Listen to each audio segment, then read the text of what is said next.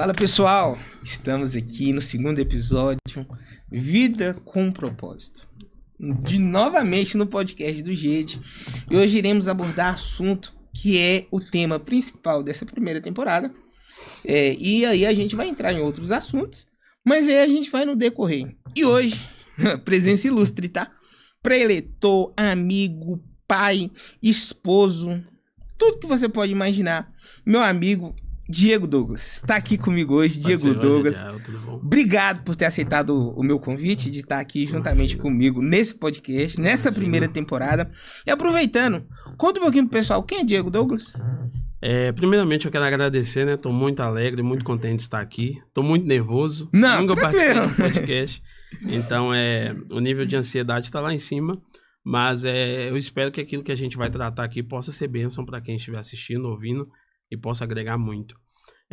O Diego é um jovem chamado por Deus, tirado de um contexto adverso, de uma família desestruturada, cujo Deus deu um propósito. Então, sem um propósito, Diego não é nada. Diego é alguém que escolheu viver o propósito. Então, Amém. A gente entende que hoje nós temos exercido isso de maneira bem forte na pregação, mas não só dentro de quatro paredes, como em todos os ambientes a gente tenta viver aquilo que Deus nos chamou para poder viver. Sim. Então, Diego é esse jovem aí. E aproveitando, já vamos dar início ao tema, como você acabou de falar, que você nasceu numa família desestruturada. Conta particularmente para você, e depois você coloca um pouquinho de embasamento bíblico.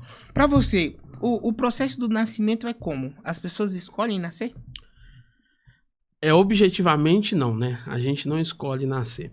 Agora, a questão do processo do nascimento, eu penso que é uma consequência de casualidades, de acontecimentos que acabam decorrendo ali o nascimento. Agora, um ponto de vista nós observarmos mediante esse assunto é que a soberania de Deus ela se revela no nascimento de alguém, né? Mesmo essa pessoa sendo fruto, às vezes, de um abuso, de alguma coisa violenta e truculenta, a soberania de Deus se revela quando Deus dá um propósito para essa pessoa.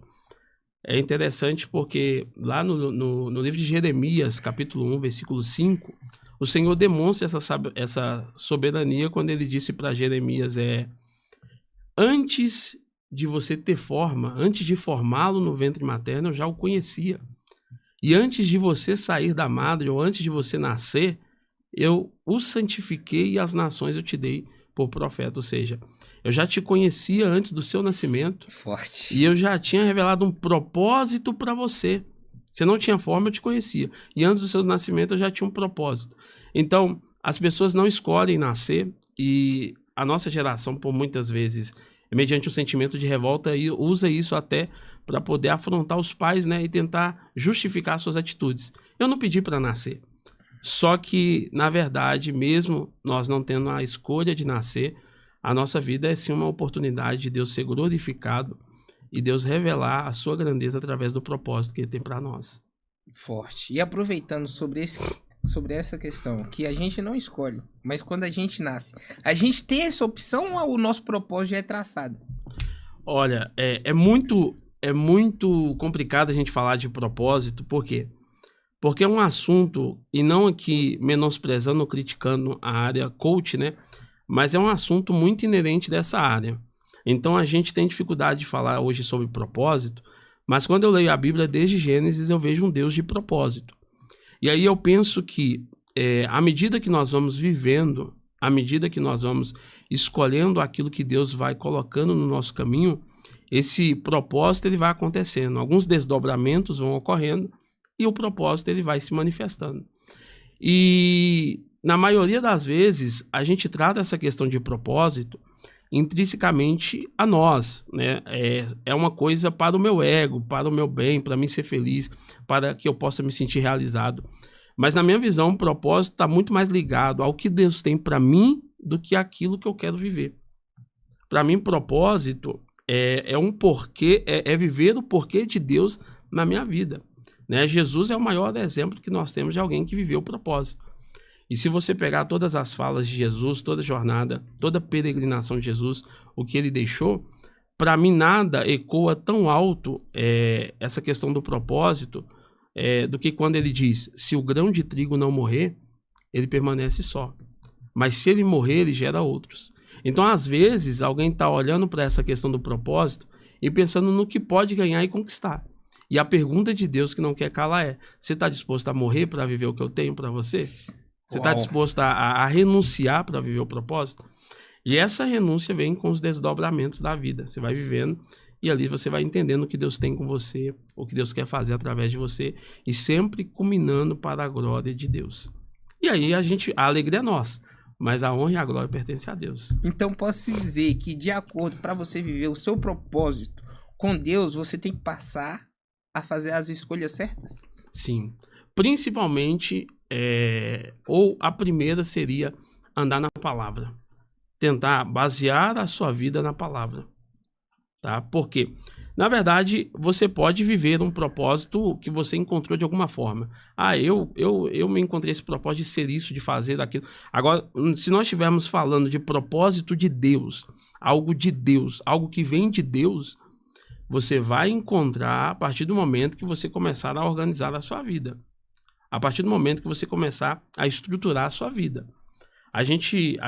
Enfaticamente, a gente fala a respeito da lei da semeadura nos nossos cultos. Né? A gente colhe o que a gente planta. Então, se você quer colher propósito, naturalmente você precisa plantar sementes que te levarão ao propósito. Você precisa ter atitudes que te levarão ao propósito. E aí, é muito importante, Gediael, a gente olhar para isso num caráter comportamental, por quê? Porque desejar, todo mundo deseja. Eu quero viver o propósito, eu vou organizar minha vida, vou viver na palavra de Deus, conforme a palavra de Deus. Só que às vezes os comportamentos não mudam, né? E Jesus disse que aquele que ama as palavras dele e as praticam é digno dele. Então, não é só ouvir a palavra, é praticar com essa perspectiva. Eu vou fazer o que está na palavra para colher o que está na palavra e o meu propósito vai vir nisso aí. Em nome de Jesus. Amém. E a gente tem visto que você está nesse propósito. Amém. Realmente, amém. Qualquer lugar que você chega, a gente vê uma palavra, igual no episódio anterior, o pastor até comentou, que você tem que ter leveza. Quando você reconhece que você está no propósito, você tem que ter leveza naquilo que você faz. Com certeza. E a gente consegue ver isso através da sua administração, qualquer lugar que você vá. A energia que você carrega, a luz que você transmite é isso. Meu amigo é isso. Meu amigo é bênção. Amém. Meu amigo é bênção. Diego Douglas, salve esse nome aí, que isso aí vai chegar em Gideões. Amém. Eita glória. Palavra profética. Recebe aí, varão. Amém. Recebe aí. Amém. Se Deus quiser. E aproveitando também, de acordo com cada propósito, igual a gente vem falando desde o início do episódio, vai levar a gente aonde? O destino do propósito. A gente pode pensar nesse destino como um lugar, igual você acabou de comentar, né? Vai pregar nos Gideões, né? É uma questão que muitos pregadores sempre almejaram. Eu, particularmente, apareceu a oportunidade, eu vou aonde Deus permitir que eu vou. Mas não chega a ser um objetivo meu. Porque eu penso que o destino do propósito, ele não pode ser um lugar. O destino do propósito, ele pode ser, por exemplo, o que foi tratado aqui no outro episódio. Consciência limpa, fazer tudo com a consciência limpa. Você deitar a sua cabeça no travesseiro e parar para pensar que tudo que você está fazendo o máximo com aquilo que você pode, sem prejudicar ninguém. Uau. Sendo sincero na palavra, sem distorcer a palavra. Vamos falar dentro do meu contexto aqui, o contexto da pregação, sem distorcer a palavra, sem se preocupar em angariar para si seguidores. Né? Que às vezes a gente tem hoje muitas pessoas que estão saindo da pregação genuinamente bíblica e pentecostal para poder, de repente, trazer mensagens de efeito. Porque aquilo garia para si o quê? Seguidores, like na internet.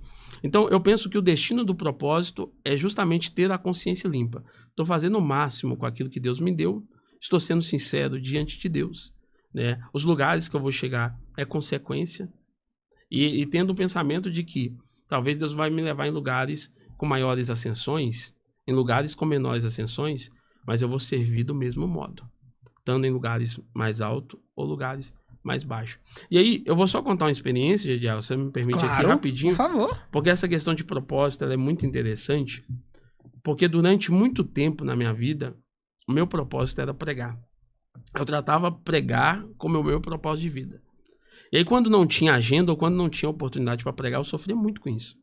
Sabe? Ah, não, tá num púlpito, falar 40 minutos, ser convidado e tal, é o meu propósito. Eu fui trabalhar no setor uma vez num lugar, e aí eu trabalhando na recepção de um prédio, aí uma missionária trouxe uma mulher de outra cidade que o filho dela ia consultar no prédio que eu trabalhava. E aí nós ficamos ali alguns minutos conversando, 1 hora conversando, 2 horas conversando, porque elas chegaram mais cedo e tal, vieram de ônibus do governo. E ali, conversando com aquelas mulheres, depois, resumo da história, elas saíram daquele lugar, foram embora, foram numa lanchonete, e nós conversamos sobre propósito. E aí passou algumas horas, na recepção entrou uma senhora desesperada e gritando: eu gostaria de falar com o Diego. Aí eu assustei. Eu gostaria de falar com o Diego. Aí eu falei: não tem nenhum doutor aqui, Diego, não tem nenhum médico aqui, Diego. Qual Diego a senhora quer falar? Não, eu quero falar com um porteiro, com um recepcionista, com um rapaz que trabalha nesse setor aqui, um vigilante, alguma coisa chamada Diego. Eu falei: então sou eu. Aí eu falei assim: o que a senhora quer que eu possa ajudar a senhora? Ela falou assim: não, porque eu tava numa lanchonete e do meu lado, na mesa do lado, tinha 2 mulheres conversando a respeito de um rapaz que elas conversaram durante 2 horas. E o quanto essa conversa trouxe paz e serviu de ânimo para elas. E eu preciso conversar com esse rapaz e receber da mesma mensagem que esse rapaz entregou para elas. Porque eu acabei de perder o meu marido com câncer. E eu tenho um filho de 17 anos e ele quer se afastar do Senhor. E eu preciso ouvir uma mensagem vinda desse rapaz para mim poder ter descanso. Naquele momento, o Senhor me fez lembrar da mulher samaritana, que após conversar com Jesus, ela saiu por Samaria anunciando que tinha encontrado o Messias. Então, o propósito, você pode viver em qualquer lugar. E naquele dia Deus me falou: Diego, o propósito está muito ligado a transbordar na vida de alguém, a impactar a vida de uma pessoa positivamente com a mensagem que nós carregamos. Então, hoje, se tem agenda, eu estou feliz. Se não tem agenda, eu estou feliz. Se eu sou convidado para poder falar, eu estou feliz. Se eu não estou convidado, eu estou feliz. Porque o meu propósito não se restringe ao altar. Eu falo de Jesus aonde eu puder, e aonde eu puder impactar e transbordar sobre a vida de alguém através da mensagem do Evangelho, assim eu vou fazer. Isso é o propósito. Isso é o propósito. Forte, forte, forte. Amém. Um testemunho lindo, tá? De propósito, bem resumido, né? De afirmação, não, de afirmação. Né, de afirmação, que realmente era o que você precisava ouvir naquele momento. Virou na minha mente, uma chave virou. Antigamente eu não gostava de ouvir essa palavra propósito, né? Eu tinha repulsa a essa palavra, porque o coach fala muito e tal. E aí, propósito. Nesse dia Deus me explicou, Deus falou comigo que é, de fato, viver o propósito para um cristão, para alguém que nasceu de novo. É forte. É forte. Então, até depois desse acontecimento, teve uma ruptura do que você entendia como propósito, do que é o propósito e como você vive o propósito hoje. Foi um divisor de águas. Talvez antes propósito para mim estava muito ligado a ganhar. O que eu ganharia. Hoje, propósito para mim está muito ligado ao que eu vou perder para fazer o outro ganhar. Forte. É algo que eu vou deixar de fazer para poder servir da melhor maneira possível, sabe? Então eu penso que para isso nós somos chamados. Não biblicamente falando, mas trazendo uma mensagem. Eu penso que Deus nos criou para podermos produzir, transbordar e desfrutar. Uhum. Nós estamos diante de um contexto de uma nação muito preguiçosa. Então quase ninguém quer produzir. Transbordar, às vezes não acontece porque o povo é muito egoísta. Mas o desfrute todo mundo quer, Gediael. Todo mundo quer desfrutar. Na hora do bem bom, todo mundo quer. Na hora do bem bom, todo mundo quer. Só que se você não produzir, como que você vai transbordar sobre a vida de alguém? E se você não transbordar sobre a vida de alguém criando conexões, como que você vai desfrutar? Se eu estou aqui hoje desfrutando deste momento com você, foi uma conexão que nós criamos. E em algum momento eu transbordei sobre a sua vida e você transbordou sobre a minha vida. Enquanto eu produzia algo, enquanto você produzia algo. É isso. Então é um processo, né? Aí você entra mais uma vez em uma mensagem de coach meio cristã, mas a gente tem que falar. Não vive o propósito quem não suporta ou quem não passa pelo processo. Exato. Né? Para chegar no final, você tem que passar Todas pela as rua. coisas têm um processo antes para acontecer. Uhum. Todas as coisas. A gente tendo a oportunidade de ver o desdobramento ou não, tudo que acontece tem um porquê. Nada acontece do acaso. Tudo tem um porquê. Então, tudo que você vai fazer, faça com excelência para Deus. Faça com excelência. Então, é mais ou menos isso. E aproveitando sobre esse quesito que a gente acabou de abordar, e sobre a questão do livre-arbítrio, que você falou que escolhas te levam a viver o seu propósito. Se nós formos entrar dentro de um contexto teológico, gera muita polêmica, né? Esse assunto, né? Mas a gente tratando de uma maneira bem superficial e lembrando que é um parecer meu, eu penso que, né? Eu penso que às vezes as pessoas não entendem a aplicabilidade ou onde se aplica o livre-arbítrio, tá? A liberdade de escolha, né? Onde se aplica a liberdade de escolha? Nós somos livres no momento de escolhermos qual semente nós queremos semear. Mas na hora da colheita, nós somos escravos da semente que nós semeamos, tá? Então, se tem uma questão importante sobre o livre-arbítrio aí, e dentro desse contexto do propósito, é atentar à semente que nós estamos escolhendo para poder plantar. Né? Atentar àquilo que nós estamos semeando, porque a colheita é uma consequência. Então, você quer viver o propósito? Plante atitudes que te levará a viver o propósito. Você quer viver mais de Deus na sua vida? Plante comportamentos e atitudes que vai fazer você viver mais de Deus na sua vida. A gente fica procurando segredo, mas eu gosto muito de uma citação de um sociólogo chamado Daniel Chambly, que após estudar alguns homens de sucesso, ele chegou a uma conclusão interessante. Né? Ele disse assim que o sucesso nada mais é do que um composto de comportamentos que isoladamente nada tem de extraordinário. Fazer o que precisa ser feito. Quer viver com excelência? Faz o que precisa ser feito. E você vai viver o propósito de maneira excelente. Uau. E como saber se eu estou vivendo esse propósito? Eu acompanhei o outro episódio, né? O primeiro episódio. E eu acompanhei pessoalmente aqui. Né? Pra você em específico. Não tem como eu fugir disso, tá? Eu acho que a maneira de você ter a certeza de que você está vivendo o propósito de Deus, você está na direção certa, consciência limpa ao deitar-se, sabe?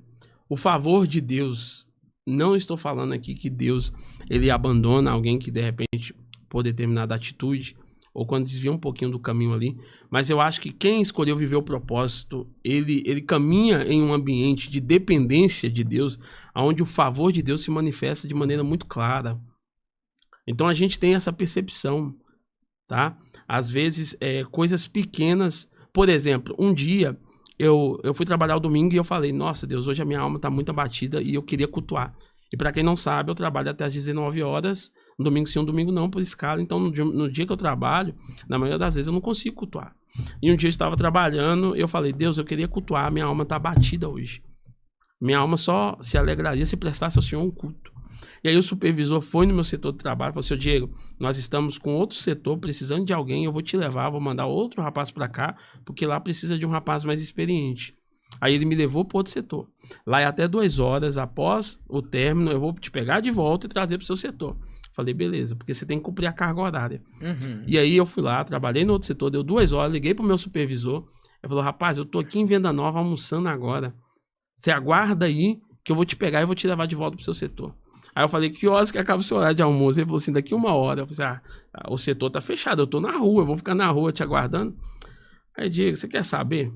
Vai embora para casa, vai descansar, vai embora para casa. Naquele momento ali, eu lembrei da oração que eu tinha feito de manhã, quando eu estava indo trabalhar, falando que queria cultuar ao Senhor, porque a minha alma precisava daquilo.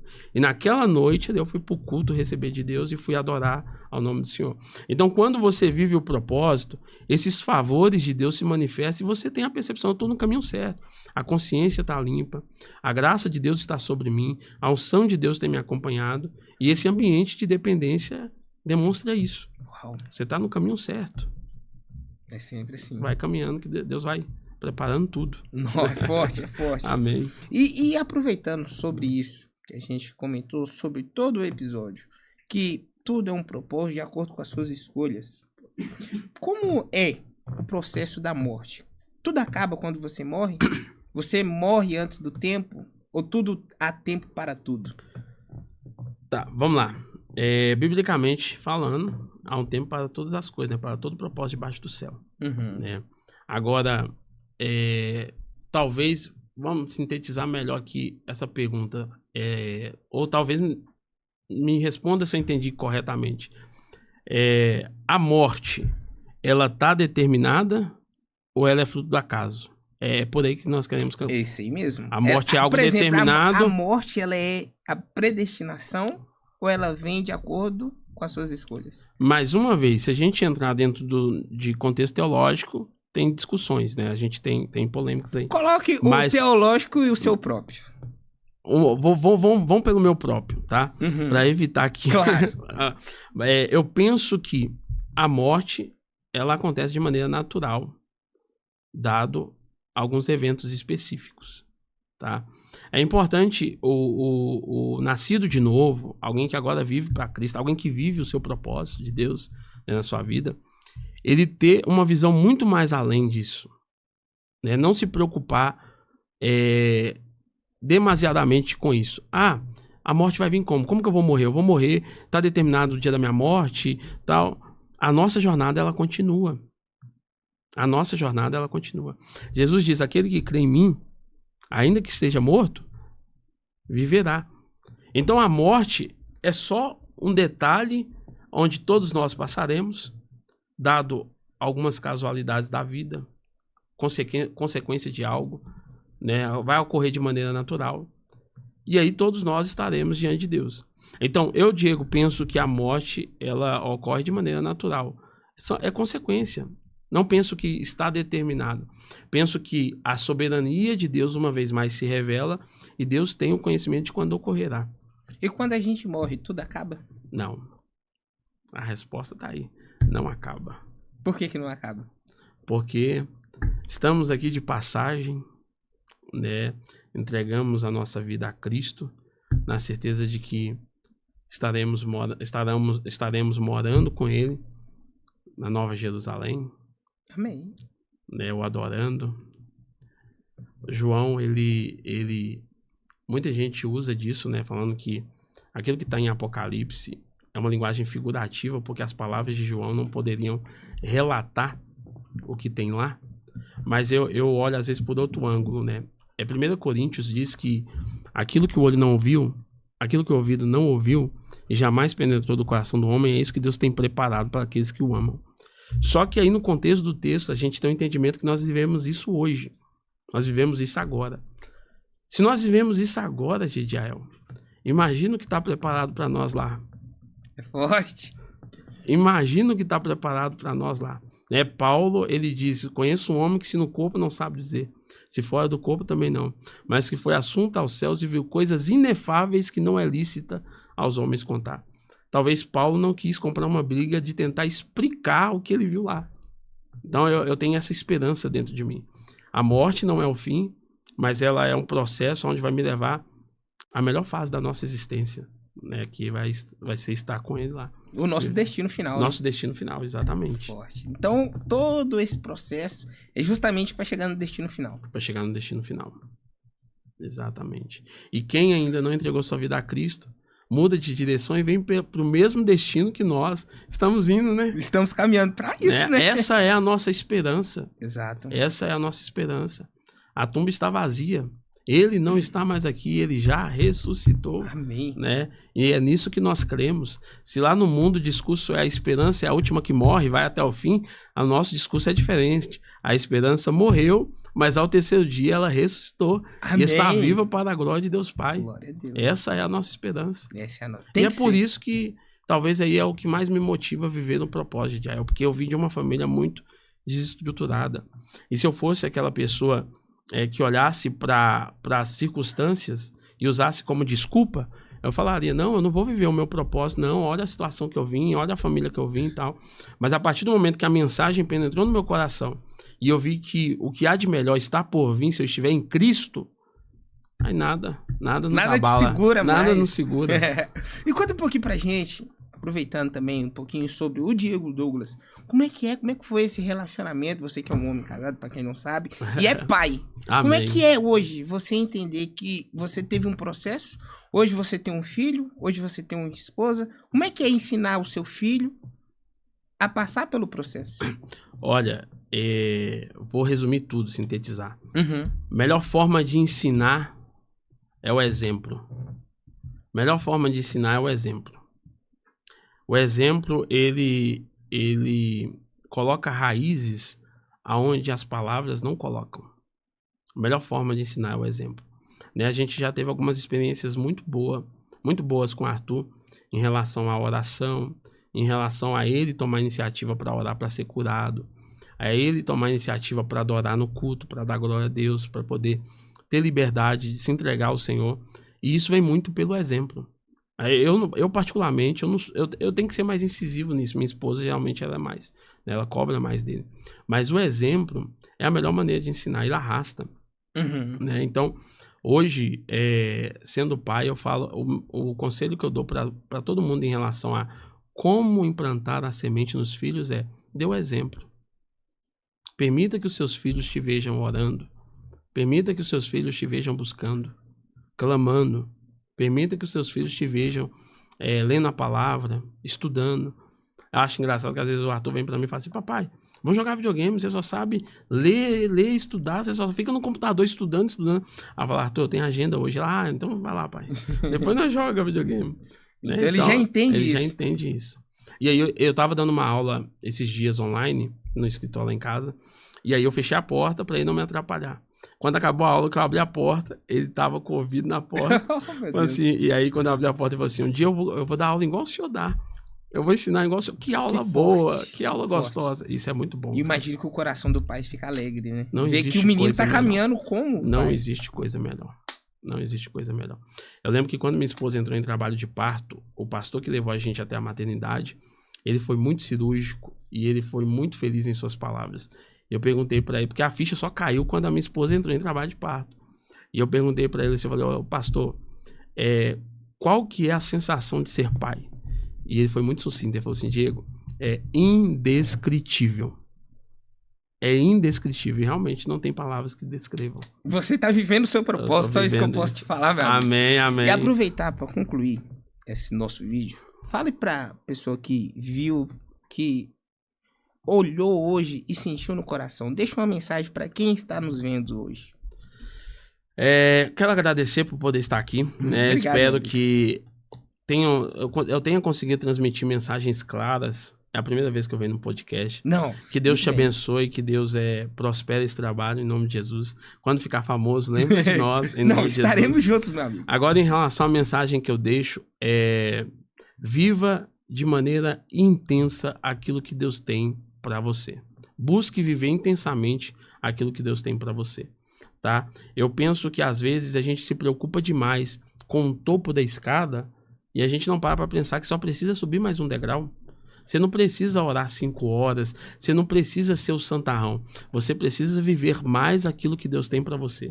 Se dedicar mais àquilo que Deus tem para você de maneira gradativa. E as coisas vão acontecer naturalmente. Né? Às vezes eu falo para alguns jovens, eu penso que todo jovem, principalmente jovem, deveria tirar um ano sabático. Durante um ano, eu vou ser fanático pela igreja, eu vou ser fanático por Jesus, eu vou ser o primeiro a estar na igreja, eu vou ser o último a ir embora da igreja, vou estar envolvido em todos os trabalhos, não quer saber de outra coisa, porque raízes ali serão plantadas que nada vai conseguir abalar. Então, viva intensamente aquilo que Deus tem para vocês. E as recompensas virão de maneira natural.